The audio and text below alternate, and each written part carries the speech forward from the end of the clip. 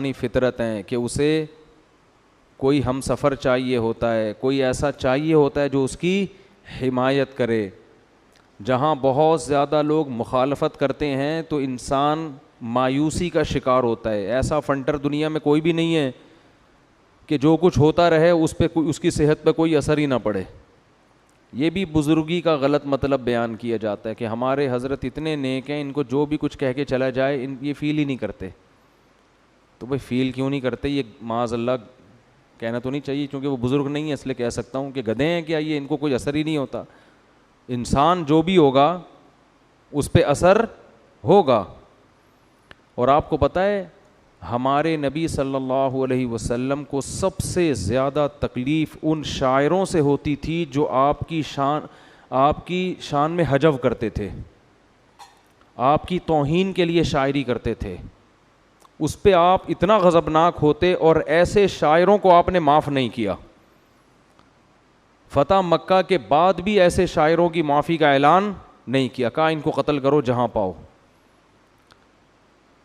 یہ جو کہتے ہیں نا توہین کوئی بھی کر دے کچھ نہیں ہوتا, ایسا نہیں ہے. جب آپ کسی کی مخالفت میں اس کی بے عزتی کرتے ہیں, اس کے خلاف بات کرتے ہیں, تو لاشعوری طور پر لوگوں کی نظر میں اس کا امیج خراب ہوتا ہے. پتہ بھی نہیں ہوتا آپ کو, لیکن وہ امیج کیا ہو رہا ہوتا ہے؟ خراب. جو لوگ میمز بناتے ہیں, ایک میمز تو صرف مزاح برائے مزاح ہے, وہ تو ٹھیک ہے, لیکن ایک کچھ میمز آتی ہیں جس میں سامنے والے کی توہین ہو رہی ہوتی ہے. ایسی میمز کو برداشت کرنا یہ اس شخصیت کے اممیچور ہونے کی علامت ہوتی ہے. سمجھ رہے ہیں؟ اگر کوئی آپ کا مذاق اڑا رہا ہے میمز بنا کے توہین آمیز, اور آپ کہہ رہے ہیں میری صحت پہ کوئی فرق نہیں پڑتا, اس کا مطلب آپ کی کوئی شخصیت آپ کی خود کی نظر میں بولو ہے ہی نہیں. اور یہ جرم بھی ہے. غیبت اسلام میں کیوں حرام ہے؟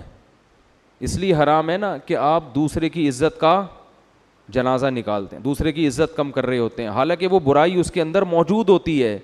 پھر بھی اسلام یہ کہتا ہے اس کی غیر موجودگی میں کسی کے سامنے اس کا عیب ذکر بولو مت کرو. یہ اسلام کہتا ہے. وجہ کیا ہے؟ اس کی بے عزتی نہ ہو. تو جو برائی اس کے اندر موجود ہے اس برائی کا تذکرہ کر کے اس کو ذلیل کرنا جائز نہیں ہے. تو ایسی بیہودہ قسم کی میمز بنا کے مشہور شخصیتوں کا مذاق اڑانا یا ان کی عزت کو تار کرنے کی کوشش کرنا, یہ کہاں سے جائز ہے؟ ہاں یہ ایک الگ بات ہے کہ جن کو اللہ نے دین کی سمجھ بوجھ دی ہے وہ غیر اختیاری چیزوں پہ صبر کرتے ہیں, یعنی اس کو اتنی ٹینشن مسلط نہیں کرتے کہ عمل میں پیچھے ہو جائیں. اور جن کو اللہ نے دین نہیں دیا وہ اتنے بے صبرے ہو جاتے ہیں کہ عمل میں ہی ان کے کمی واقع ہونا شروع ہو جاتی ہے. تو یہ تو ہوتا رہے ہمیشہ سے, دیندار لوگوں کے ساتھ اہل حق کے ساتھ کا مذاق اڑتا رہا ہے, خود ہمارے نبی کا بھی. لیکن آپ صلی اللہ علیہ وسلم کو جہاں موقع ملا, جہاں آپ کا اختیار ہوا, وہاں آپ نے ایسا اپنے اختیار سے کرنے نہیں دیا. جب تک آپ کی خلاف شاعری ہوتی رہی اور آپ کو طاقت نہیں تھی آپ برداشت کرتے رہے, لیکن جہاں آپ کے ہاتھ میں قوت آئی تو آپ نے پھر صحابہ کو بھیجا کہ شاعر کا سر چاہیے مجھے, ہر قیمت پہ کیا چاہیے؟ سر چاہیے. تو صحابہ گئے, وہ سر کاٹ کے لے کر آئے اور آپ کی خدمت میں لا کے رکھا. آپ اس قدر خوش ہوئے.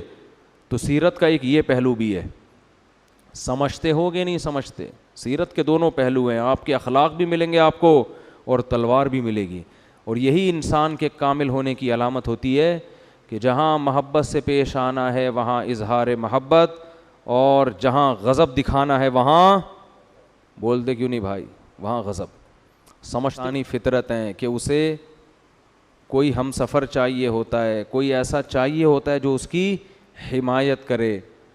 جہاں بہت زیادہ لوگ مخالفت کرتے ہیں تو انسان مایوسی کا شکار ہوتا ہے. ایسا فنٹر دنیا میں کوئی بھی نہیں ہے کہ جو کچھ ہوتا رہے اس کی صحت پہ کوئی اثر ہی نہ پڑے.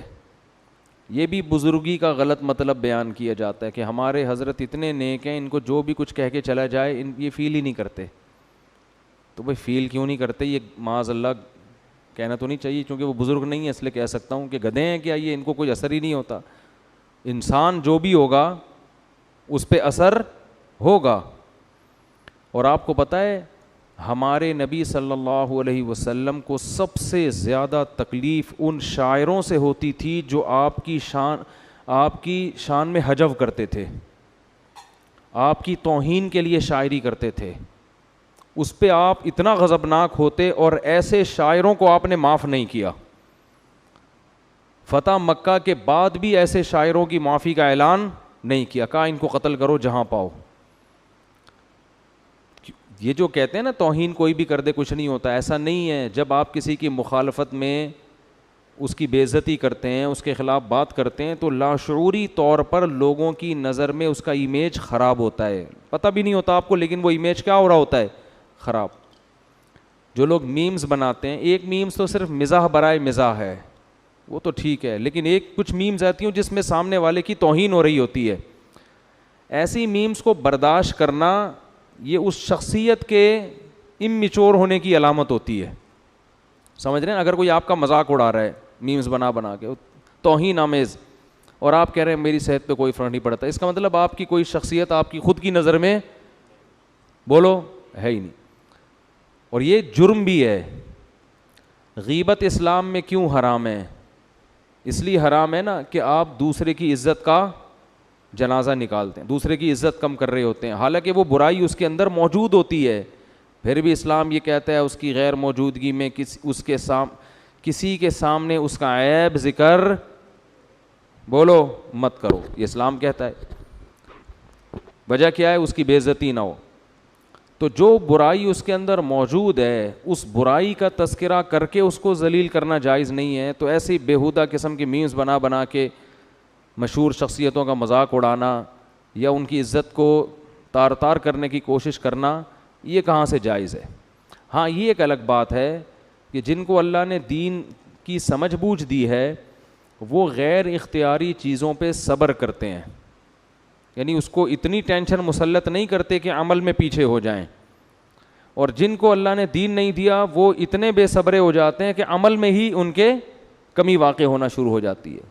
تو یہ تو ہوتا رہے ہمیشہ سے، دیندار لوگوں کے ساتھ، اہل حق کے ساتھ کا مذاق اڑتا رہا ہے، خود ہمارے نبی کا بھی. لیکن آپ صلی اللہ علیہ وسلم کو جہاں موقع ملا، جہاں آپ کا اختیار ہوا، وہاں آپ نے ایسا اپنے اختیار سے کرنے نہیں دیا. جب تک آپ کی خلاف شاعری ہوتی رہی اور آپ کو طاقت نہیں تھی، آپ برداشت کرتے رہے. لیکن جہاں آپ کے ہاتھ میں قوت آئی تو آپ نے پھر صحابہ کو بھیجا کہ شاعر کا سر چاہیے مجھے، ہر قیمت پہ کیا چاہیے؟ سر چاہیے. تو صحابہ گئے، وہ سر کاٹ کے لے کر آئے اور آپ کی خدمت میں لا کے رکھا. آپ اس قدر خوش ہوئے. تو سیرت کا ایک یہ پہلو بھی ہے. سمجھتے ہو گے نہیں سمجھتے؟ سیرت کے دونوں پہلو ہیں. آپ کے اخلاق بھی ملیں گے آپ کو اور تلوار بھی ملے گی. اور یہی انسان کے کامل ہونے کی علامت ہوتی ہے کہ جہاں محبت سے پیش آنا ہے وہاں اظہار محبت، اور جہاں غضب دکھانا ہے وہاں بول دے کیوں نہیں بھائی، وہاں غضب.